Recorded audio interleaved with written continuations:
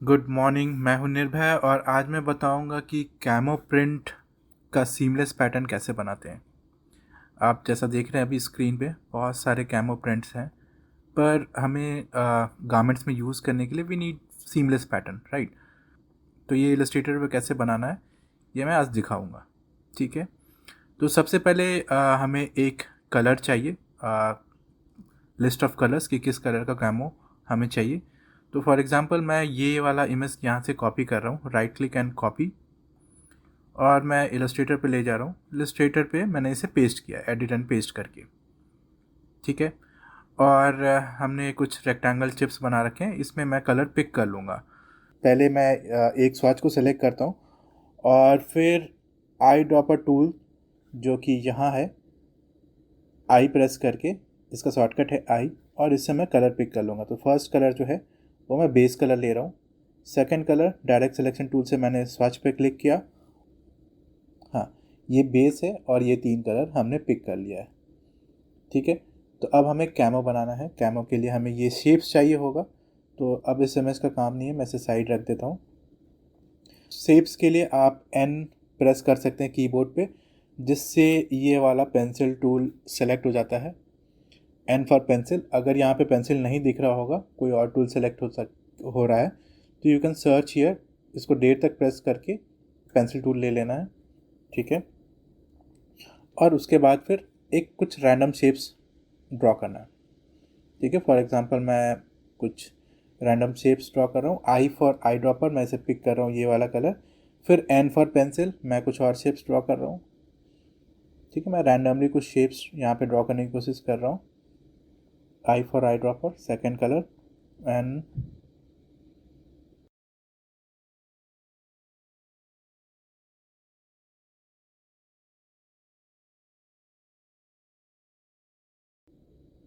ठीक है, तो I guess we have enough shapes here. इसे मैं डार्क कर दे रहा हूँ क्योंकि ये मैंने बेस कलर वाले में लगा लिया।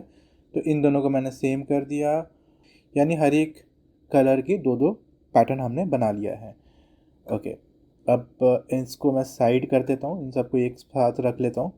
हमें इसका एक मिरर इमेज कॉपी भी चाहिए होगा, तो या तो हम इसे एक एक करके रिफ्लेक्ट कर सकते हैं, otherwise we have a shortcut here. इन सबको सेलेक्ट कर सकते हैं यहाँ पे। इन सबको ड्रैग करके सेलेक्ट कर लिया। इन सारे पैटर्न्स को मैं सेलेक्ट कर लेता हूँ। सेलेक्ट करने के बाद इसका एक ऑल्ट करके ड्रैग करने से एक कॉपी क्रिएट हो जाता है। ठीक है, इस कॉपी को मैं थोड़ा साइड में यहाँ पे रख रहा हूँ, और फिर मैं जाऊँगा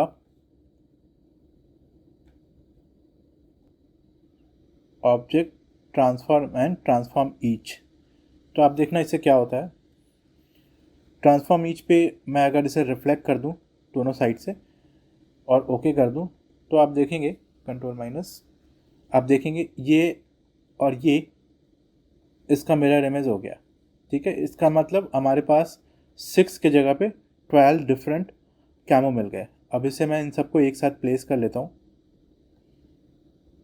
रैंडमली प्लेस कर देता हूँ मैं यहाँ पे। ठीक है, थोड़ा ओवरलैप भी हो सकता है, कोई इशू नहीं है। ठीक है, इसके बाद हमें जो नेक्स्ट स्टेप है हमारा पैटर्न क्रिएशन का है, तो पैटर्न क्रिएट करके इसे थोड़ा ओवरलैप कर लेता हूँ मैं। पैटर्न क्रिएट का, सीमलेस पैटर्न क्रिएट करने का जो स्टेप है वो है इन सब को सेलेक्ट कर लेना है। ठीक है, कंट्रोल माइनस, मैं ट्राई करूँगा इन सब को सेलेक्ट कर लेने का, and then you can go to object, pattern and make. ये है ऑब्जेक्ट। ऑब्जेक्ट, ऑब्जेक्ट के अंदर आपको जाना है पैटर्न, पैटर्न में मेक। तो ऑब्जेक्ट पैटर्न मेक में जाके you have to click okay. तो यहाँ पे आप देखोगे एक पैटर्न क्रिएशन का विंडो खुल जाता है। ठीक है, इस पैटर्न क्रिएशन के विंडो में आपको सेलेक्ट करना है हेक्स बाय कॉलम। आप ले सकते हैं। हेक्स बाय कॉलम क्या होता है कि ये आपको बहुत ही अच्छा वो देता है, सीमलेस पैटर्न का रिपीट देता है। इसमें आप विथ को कम कर सकते हैं, विथ के वैल्यू को सेलेक्ट करके इसको डाउन एरो से इसे सबको पास ला सकते हैं। हाइट को भी आप इस तरह से और पास ला सकते हैं। आप रिव्यू देख सकते हैं कि ये कैसा स्क्रीन पे दिख रहा है। इसके बाद मैनुअली आप इन पैटर्न्स को अरेंज कर सकते हैं, स्पेसिंग अच्छी तरीके से कर सकते हैं। अगर आपको लगता है कि दो कलर का पैटर्न एक साथ आ रहा है तो आप इसे रिप्लेस करके मूव कर सकते हैं। फॉर एग्जांपल मैं इसे यहाँ रख देता हूँ और इसे यहाँ पे ट्राई कर देता हूँ। ठीक है, ओवरलैप होने दीजिए, कोई इश्यू नहीं है। ठीक है, विड्थ को मैं थोड़ा सा और कम कर रहा हूँ यहाँ पे, और हाइट को भी थोड़ा सा और कम, ताकि ओवरलैप हो सके। कैमरा में आप देखेंगे कि जो हमारे पैटर्न्स होते हैं वो नॉर्मली ओवरलैप्स होते हैं, प्रिंट्स जो होते हैं वो ओवरलैप रहते हैं। ठीक है, ओके, ठीक है, तो ये मुझे अच्छा लग रहा है यहाँ पे। अब जब ये हो जाए तो you can click here exit, यहाँ पे एग्जिट कर सकते हैं, एग्जिट पैटर्न।